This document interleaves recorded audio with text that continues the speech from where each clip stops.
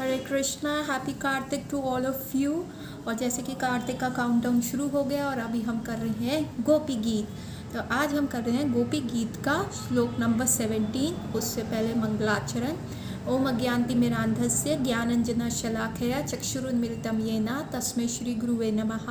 नमो विष्णुपादाय कृष्णपृष्ठाय भूतले श्रीमते भक्तिवेदांत स्वामी इति नामिने। नामस्ते सरस्वते देवे गौरवाणी प्रचारिणी निर्विशेष शून्यवादी पाश्चात्य देशतारिणी। जय श्री कृष्ण चैतन्य प्रभु नित्यानंद श्री अद्वैत गदाधर श्रीवास आदि गौर भक्त वृंद की जय। हरे कृष्ण कृष्ण कृष्ण हरे हरे, हरे राम राम राम हरे हरे, हरे कृष्ण कृष्ण कृष्ण हरे हरे, हरे राम राम राम हरे हरे, हरे कृष्ण कृष्ण कृष्ण हरे हरे, हरे राम राम राम हरे हरे। सो आज जो हम कर रहे हैं वो है श्लोक नंबर 17। रहसि संविदां व्याचोदयं प्रहसिताननं प्रेमवेक्षणं बृहद् ऊर्हाश्रियो वीक्षये धमाते मुहुरति स्मरा मूयते मना। अर्थ है, जब हम आपके साथ एकांत में हुई घनिष्ठ वार्ताओं का चिंतन करती हैं तो अपने हृदय में कामोदय अनुभव करती हैं और आपकी हसमुख आकृति, आपकी प्रेममयी चितवन तथा आपके चौड़े सीने को, जो कि लक्ष्मी जी का वास स्थान है, स्मरण करती हैं। तब हमारे मन बारंबार मोहित हो जाते हैं। इस तरह हमें आपके लिए अत्यंत गहन लालसा की अनुभूति होती है। इस श्लोक में जो है दक्षिण भाव की गोपियाँ जो कह रही हैं, बड़े स्पष्ट तरीके से किया हुआ है कि जब भी हम आपसे सोचती हैं आपके बारे में, या जब हम आपका स्माइलिंग फेस देखती हैं, तो हमारे हृदय में क्या होता है, आपसे मिलने की लालसा जो होती है इतनी ज़्यादा तीव्र हो जाती है कि बस हम उसको कंट्रोल नहीं कर पाती। और क्या होता है, और ये कैसे बढ़ जाती है, जो हमने आपके साथ वक्त गुजारा है, जो हमने आपके साथ क्या कहते हैं, जो हमारी वो सीक्रेट टॉक्स हुई थी, जो मिलते थे और आप हमें जो वादे करते थे, वो सब याद करके, आपका स्माइलिंग फेस याद करके, आपकी जो तिरछी नज़र जो आप हमको देखते थे उस चीज़ को याद करके, और आपकी जो ब्रॉड चेस्ट है। अब ब्रॉड चेस्ट कैसे देखी गोपियों ने, वैसे तो देखी हुई कि जब भगवान ने गोवर्धन धारण किया था तो सब गोपियाँ ऐसे ही देखती थी भगवान को, oh wow he so handsome. सो ऐसे करके जो ये सारी चीज़ें हैं वो हमारी जो है हैंकरिंग, जो हमारे अंदर इच्छा है आपसे मिलने की, आपके साथ रहने की, वो इच्छाएं जो हैं वो बहुत तीव्रता से हमारे अंदर जो है बढ़ती जा रही है। अब दक्षिण भाव की गोपियों का कहना ये है। अब वाम भाव की गोपियाँ कहती है कि कृष्ण अब तुम हमारा हिसाब तो करोगे नहीं, और तुम क्या करते हो, अपना जो मूल अमाउंट है उस पे जो जितना ब्याज लगता रहता है वो इंक्रीज़ कर रहे हो, ठीक है। और वो कैसे इंक्रीज़ कर रहे हो, हमें धोखा कैसे देते रहते हो, तभी तुम्हारा जो ब्याज है वो इंक्रीज़ होता रहता है। क्यों? क्योंकि जैसे तुम अपनी बांसुरी से हमें बेवकूफ़ बनाते हो, उसने चुराया, ठीक है। अब तुम क्या करते हो, अपनी भोली सी सूरत ला के हमारे सामने रख दोगे और हम कैसे दें, क्या करें, कैसे हो पाएगा, तो तुम हमें बेवकूफ़ बनाते हो, ठीक है।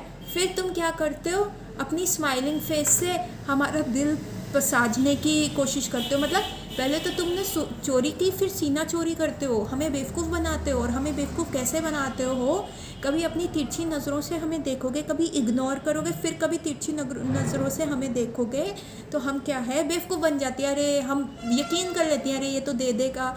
कभी भोली सूरत बना देते हो, कभी ऐसी ऐसी बातें करते हो, ऐसे ऐसे प्रॉमिसेस सीक्रेट में आके, जग के सामने आके वो प्रॉमिसेस नहीं करते, सीक्रेट में आके ऐसे ऐसे प्रॉमिसेस करते हो कि उसकी वजह से भी तुमको लगता है हम बेवकूफ़ बन जाएंगी। और फिर तुम ऐसे करते हो, हाँ देखो मैंने गोवर्धन उठाया था, तो मैं ये जो हमारी ब्रॉड चेस्ट दिखाते हो कि देखो मेरे में कितना बल है, मैं तुम्हारा सच में लौटा दूंगा, ऐसी बातें करते हो तो हमें यकीन हो जाता है कि हमारा मूल अमाउंट भी आएगा और ब्याज भी आएगा।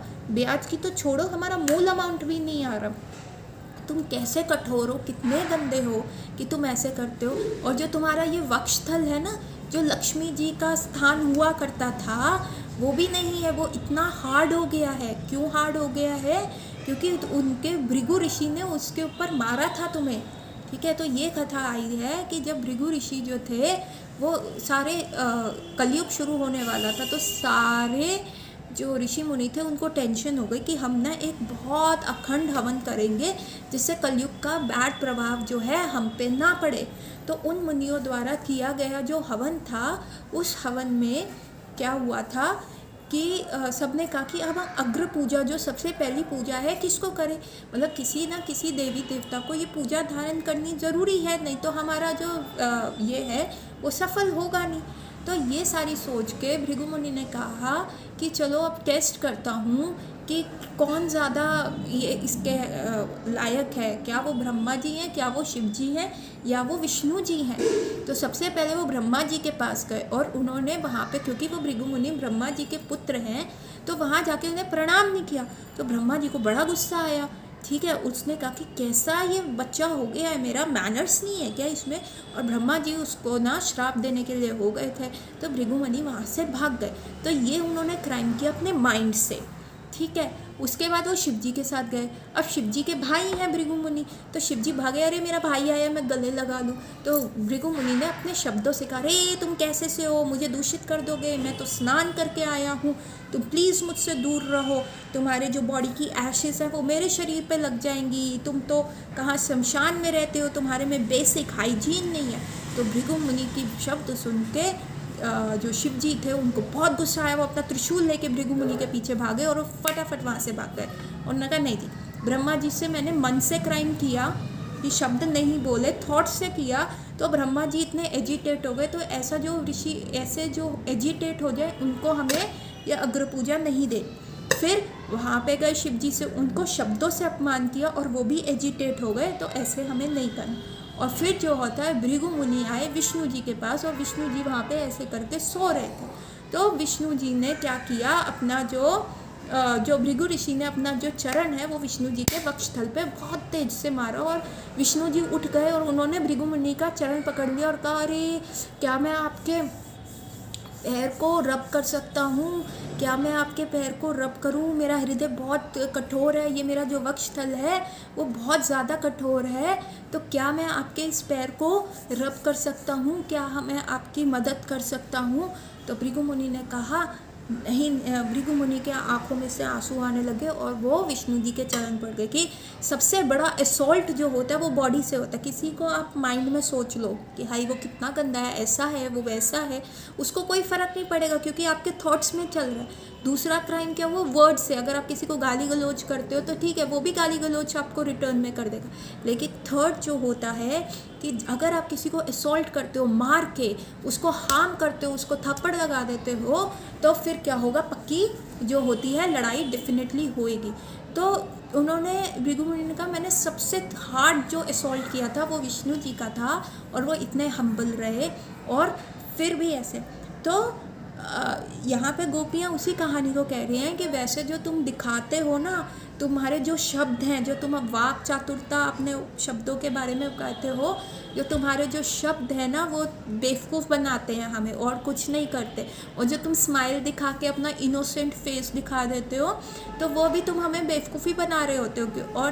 और जो तुम साइड लॉन्ग ग्लांसेस से देखते हो, अरे हम आ तो नहीं रही, ये नहीं करें, ये भी हमें बेवकूफ़ बनाने के लिए ही होता है कि। और वो जो वार्तालाप, जो सीक्रेट्स में तुम हमें प्रोमिसेस करते हो, और जो ये तुम्हारी चेस्ट है ये तो इतनी ज़्यादा कठोर है कि भृगु ऋषि का भी पैर में दर्द हो गया था। और लक्ष्मी जी भी जो यहाँ पे सो कॉल्ड यहाँ पे रहती हैं वो भी नहीं रह पाएंगी, इतना तुम्हारा हार्ड चेस्ट है। तुम्हें इतना भी नहीं पता चला कि तुम्हारी हृदय में जो है कोमल लक्ष्मी जी का स्थान है, विलास रहने का स्थान है, वहाँ पे वो वास करती है।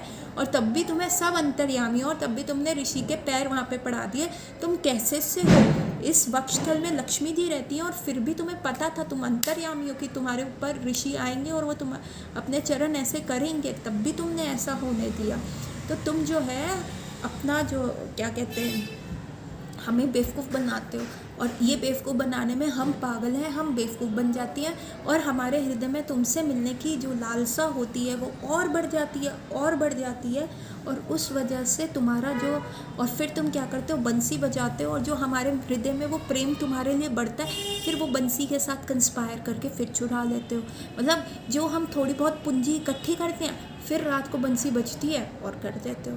तो ये तो गलत है ना कृष्णा।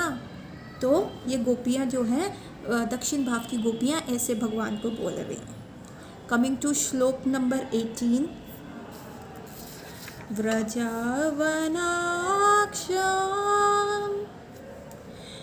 वयक्तिरङ्गते ऋजनहन्तरी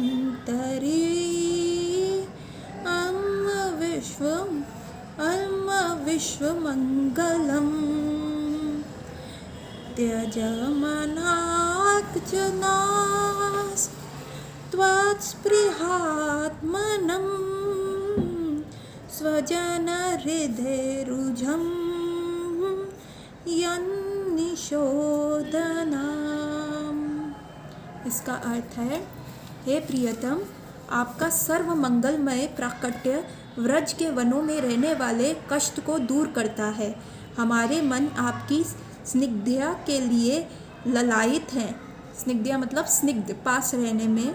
आप हमें थोड़ी सी वह औषधि दे दें जो आपके भक्तों के हृदय के रोग का शमन करती है, मतलब हटा देती है। तात्पर्य श्रील प्रभुपाद के शिष्यों द्वारा श्रील प्रभुपाद के शिष्यों की जय।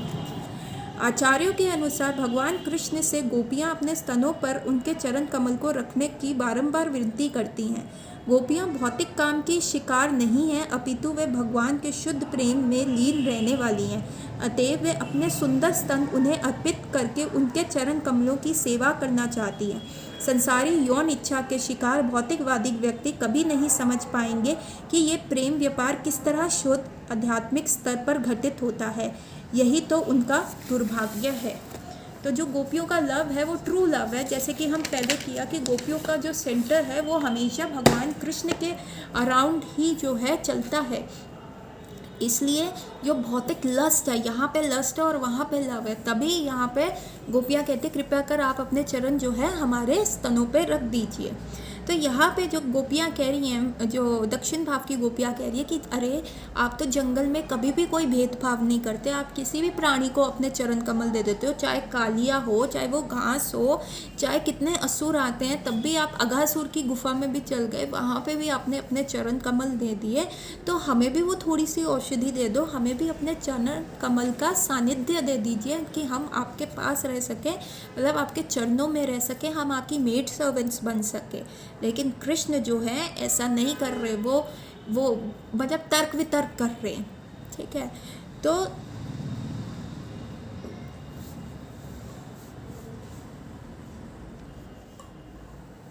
गोपियाँ बार बार यही कह रही हैं कि कृपया कर आप हमें अपने चरणों की सेवा दीजिए, अपने चरणों में रखिए।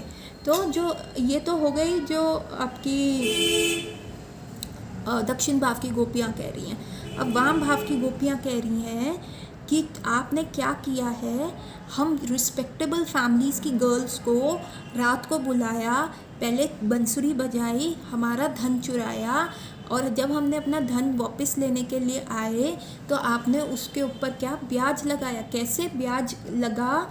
क्योंकि आपने हमें बेवकूफ़ बनाया अपनी बातों से, जैसे हमने पिछले में करा, अपनी आँखों से, अपनी स्माइल से, अपने वक्षस्थल पे हाथ रख रख के कि हाँ मैं करूँगा, ऐसे आपने हमें बेवकूफ़ बनाया।